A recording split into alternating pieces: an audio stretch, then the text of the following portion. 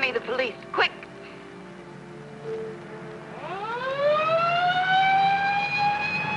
Sheppard, you were standing there quarreling with her, and she keeled over. Just like that.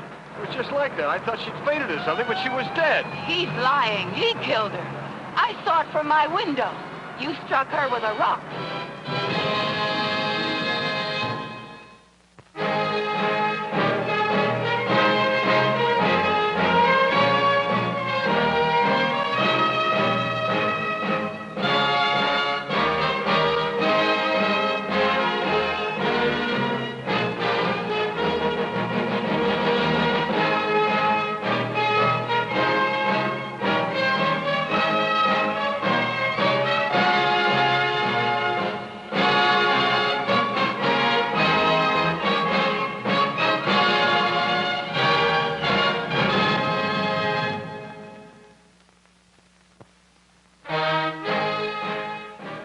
Tom Sheppard had served 6 weeks of his 5 to 15 years sentence for second-degree murder when the matter was brought to my attention from an entirely unexpected quarter.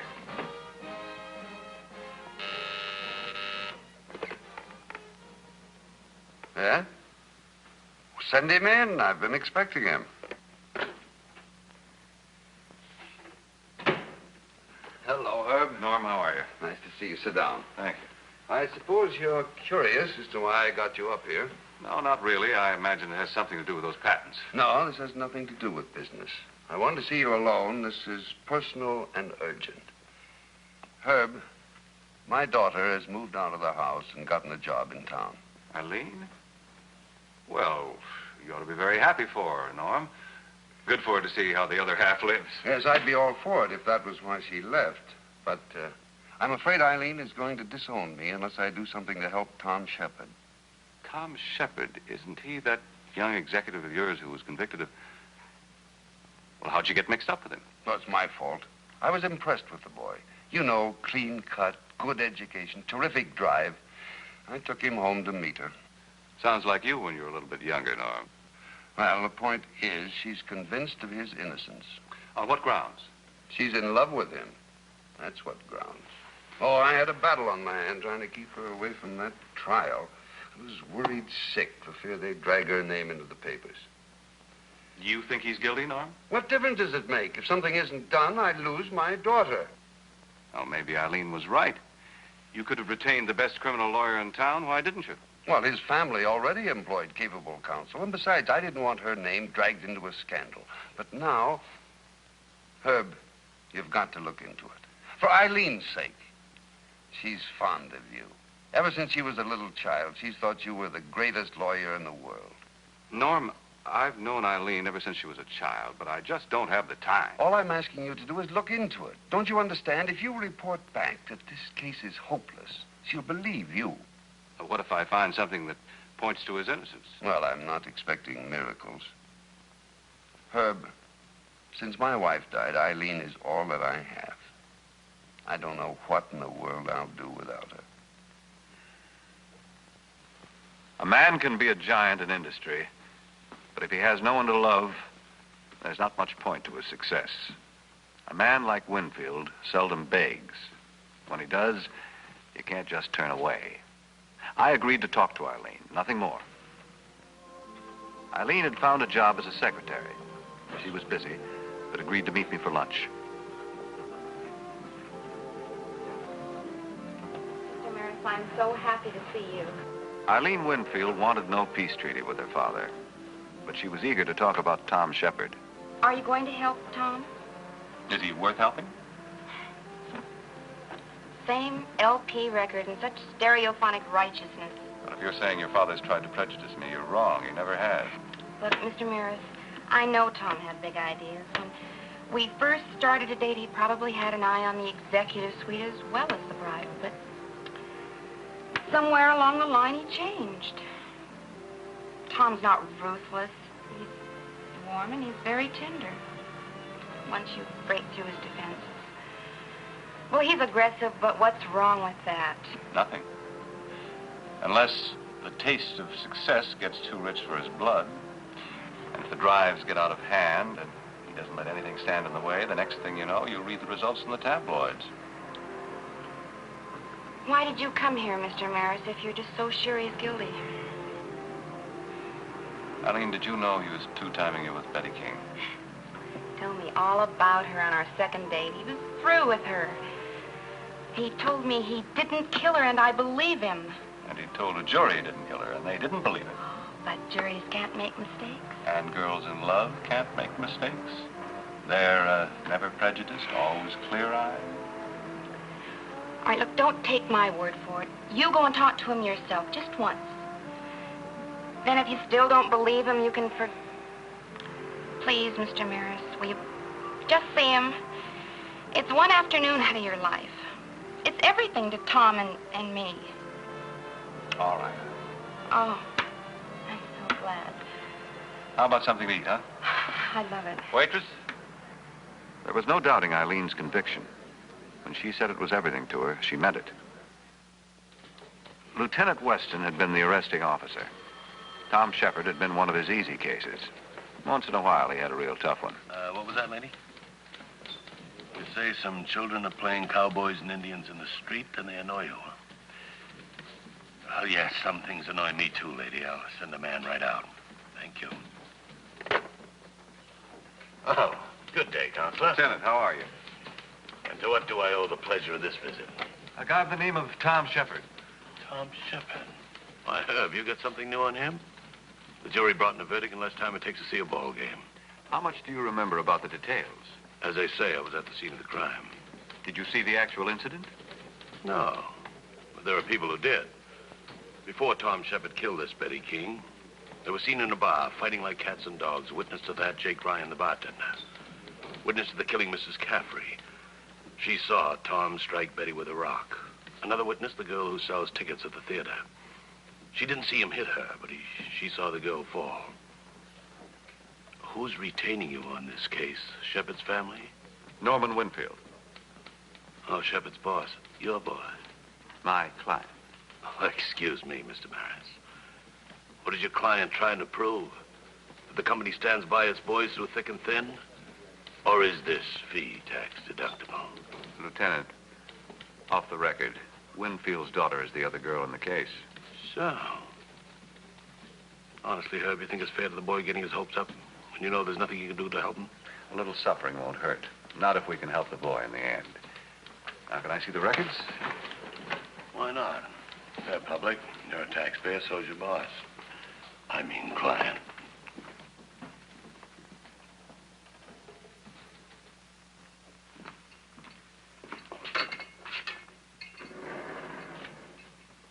I did no gentlemanly sparring with Tom Sheppard.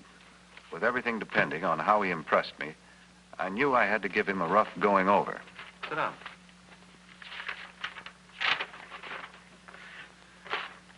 The bartender said you threatened to break Betty's neck if she went to Eileen's father.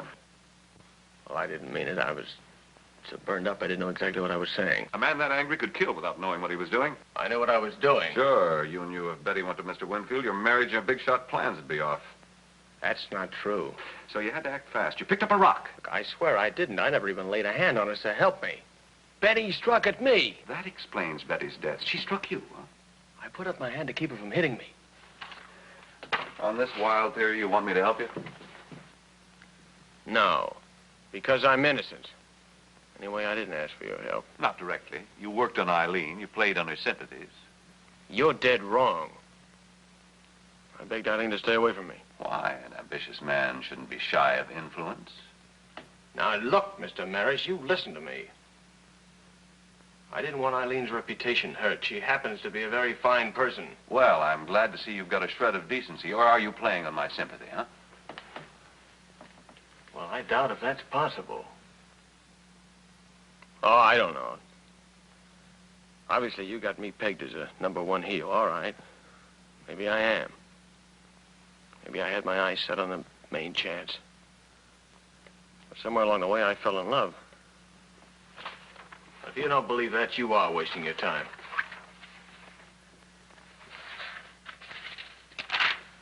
The medical report established blow on the head as the cause of death. Even your attorney was unable to shake the expert witness on that point. My attorney did the best he could. He was a classmate of mine. What about your family? Didn't they help you? Help me? How could they? I was supporting them.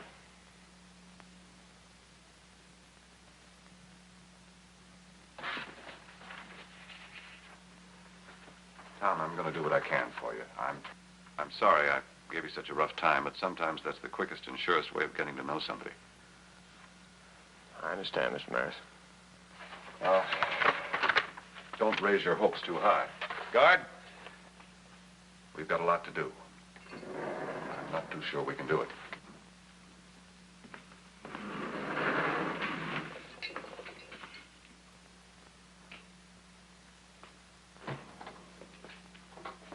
No, I'm not happy to drop by. Not at all. It's on my way home. I spoke to your daughter and Tom Sheppard. I'm going ahead with the investigation. I like the boy. He's forthright and intelligent. I've got a feeling he's telling the truth. Well, that's fine, Herb. That's fine. When you get back from Washington, you get right on it. The patents? I'm not going to Washington. I'm turning it over to my correspondents there.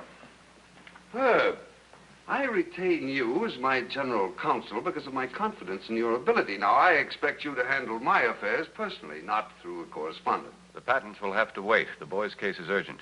There's an investigation. And if I come up with something new, I want to move for a new trial immediately. Herb, I realize that you take great pride in this sort of thing, but is it necessary to become a wild-eyed fanatic about it? A boy's in prison that shouldn't be there. In your opinion? You solicited my opinion. Why'd you ask me to get into this case? Well, I certainly didn't expect you to go off half-cocked. I can understand Eileen being taken in by a smooth charm, but not you, Herb. You're a shrewd lawyer. And I'll tell you something else. I don't care what happens to Sheppard. He's no good. He's a cold-blooded climber, a fortune hunter. But not a murderer. The jury found otherwise. You examine the facts for yourself. I will. But in the meantime, I'll give him the benefit of the doubt. All you've got is the word of a rank opportunist who's lying to save his own skin. And for that, you're tossing away a generous retainer and the friendship of half a lifetime.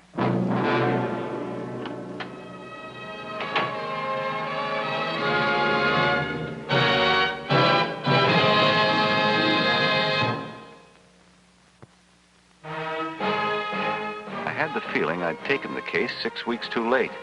Even the original witnesses were hard to track down. Jake Ryan, the bartender at the Golden Lion, who'd overheard the quarrel between Tom and Betty, had quit a few weeks after the trial. The proprietor had no idea where he worked now or where he lived. It was easier finding Mrs. Caffrey, the woman in the window, whose testimony had been the key to the prosecution's case. She'd been a talkative witness on the stand, almost as if her day in court was her opportunity to impress the world. She was happy to have an unexpected caller. Yes? Miss Caffrey? Yes. I wonder if I could talk to you for a minute. Well, come in, please. Thank you. Would you sit down? Oh, please excuse the looks of the place. I haven't had a chance to clean up yet. You see, I usually do the marketing Please first. don't apologize, Mrs. Caffrey. I understand. I'd like to talk to you about the Tom Sheppard case. I should have guessed it. Ever since the trial, reporters, write-ups in the newspapers and in the detective magazines. I just did my duty. I don't see why they consider me so important. No, you are important, Mrs. Caffrey. Very important. Tom Sheppard's future depends on you. Who are you? Oh, I'm sorry. My name is Maris. Herb Maris. You're a lawyer. Who sent you? I represent Tom Sheppard. I told that lawyer in court what I saw. I'm sorry for the young man. Maybe he didn't mean to do it, but I saw him kill that girl. Mister, did you ever see a person killed before your own eyes? I still get nightmares. If you don't mind, I'd like to ask you a few questions about your testimony. I told the truth in court. Now, the jury believed me, and so did the judge. He said I made a fine witness. Well, I'm sure you did, Mrs. Caffrey. It's not a question of whether... I'm quite busy, Mr. Maris. Would you mind very much?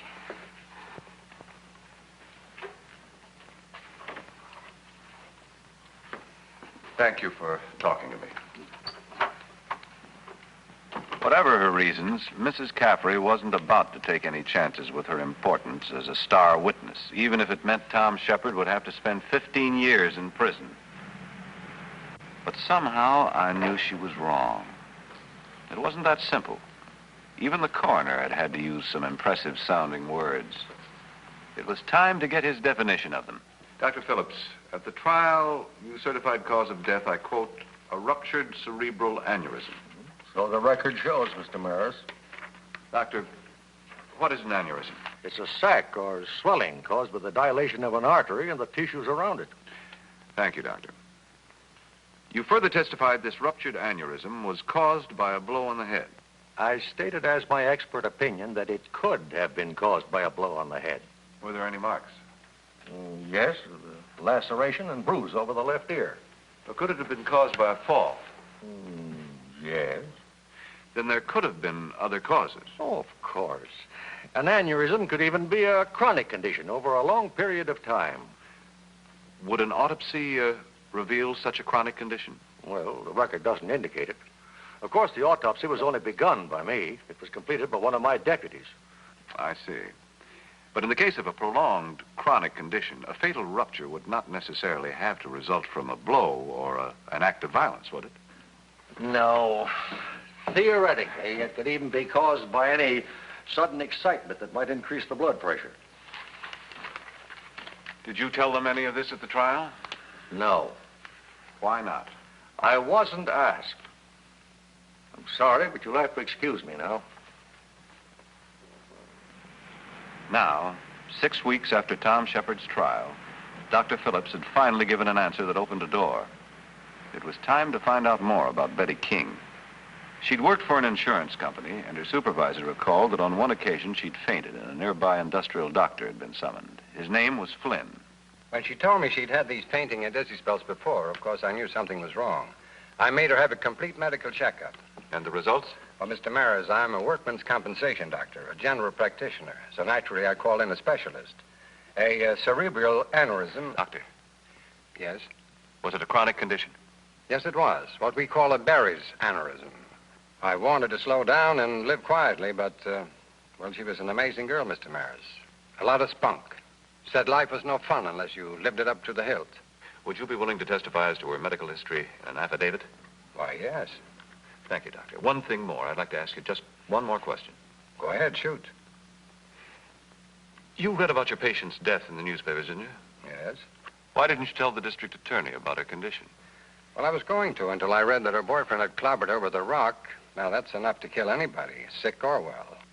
And he had a motive to murder her. Lieutenant Weston had located Jake Ryan for me. He was working in a bowling alley out on the north side.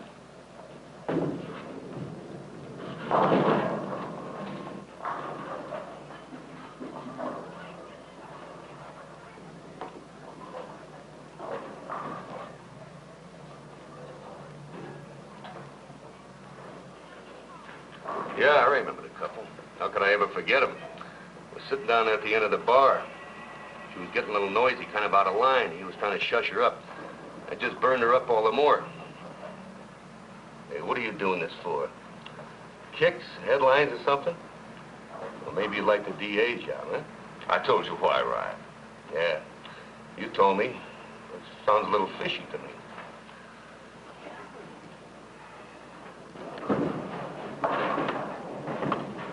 You testified Sheppard started out without paying his bill and you ran after him. No, I didn't run after him at all. I just yelled across as he was going out, that's all.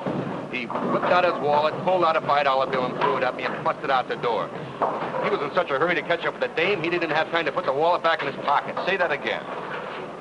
I said he was in such a hurry to catch up with the dame, he didn't have time to put the wallet back in his pocket. He just busted out the door. Thanks. Thanks very much.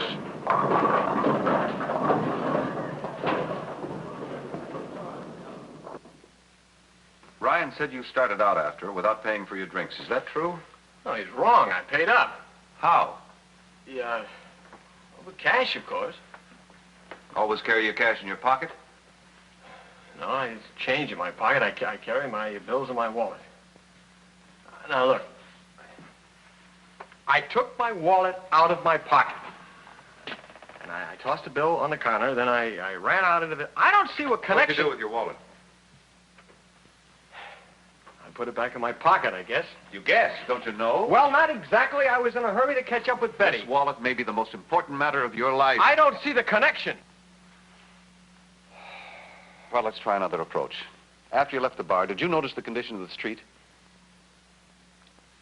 Mrs. Caffrey testified there was a pile of broken concrete. Tell me what you know, not what Mrs. Caffrey said. She also testified you picked up a rock from that pile, and that convicted you. Well, that's a lie. I picked up my wallet. You know what you just said? Sure. I tripped and dropped it on the pile. I remember distinctly when I was stooping to pick it up. I still had it in my hand when Betty tried to hit me. Then you couldn't have put it back in your pocket. Where were my brains? How could I have forgotten a thing like that? Too bad you did. Guard! Now get this, Weston. The boy runs out of the bar, dropping his wallet. He picks it up. The girl swings at him. He uses it to protect himself. The girl drops dead from excitement, strikes her head as she falls. Do you buy it? Well, along with Dr. Flynn's affidavit, looks like I have no choice. Thanks, Lieutenant. If Flynn had spoken up when he read about Betty King in the newspaper, there wouldn't be any need of this affidavit. For all Flynn knew, Sheppard really did clobber her with a rock. Lieutenant, listen to me. It's people like Flynn, keeping his mouth shut, letting Mrs. Caffrey, a careless witness, do his seeing for him. People like Coroner Phillips, waiting to be asked. And people like Norman Winfield, letting his personal prejudices get in the way that clobbered Tom Sheppard. All right, Counselor. What's the answer? All of it adds up to one thing, a man in prison. Not because of something he did, but because of what these people didn't do.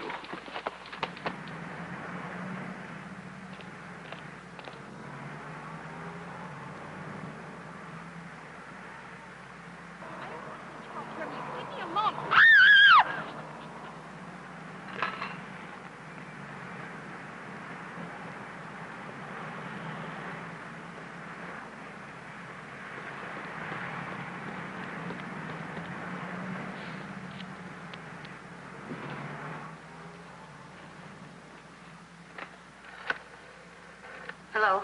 Hello? Hello? Oh, thank goodness you're here. Look.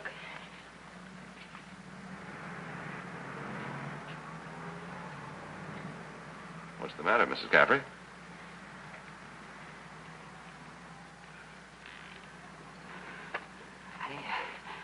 I must be losing my mind. I saw it again. Exactly the same, just exactly, except she's not there now. What are you talking about, Mrs. Caffrey? Well, you see, I heard this girl scream, and then I hurried to the window just in time to see this man pick up a rock and hit the girl on the head. It was exactly the way that man Sheppard did. Are you sure, Mrs. Caffrey? Of course I'm sure. The girl fell on those rocks. And then I tried to get the police, and then you came in. Would you say he struck the girl as hard as Tom Sheppard did? Oh, yes. It was just the way it happened before. It was awful. Come in. Mrs. Caffrey, Eileen and Mike were the two people you saw outside your window a moment ago. Mike, show Mrs. Caffrey what you had in your hand. Eileen, did Mike lay a finger on you? Not once. What kind of a trick is this? No trick at all, Mrs. Caffrey. A boy by the name of Tom Sheppard is in prison because you thought he hit a girl with a rock. Now, you just saw the same thing happen, and not with a rock at all, and nobody was even touched. Well, I thought Well, if he didn't hit her, then what did she die of? From a very old, serious illness. What can I do to... Never mind, Mrs. Caffrey. I think you've already done it. Well, Counselor, you booted home a long shot. With your help, Lieutenant, in the home stretch.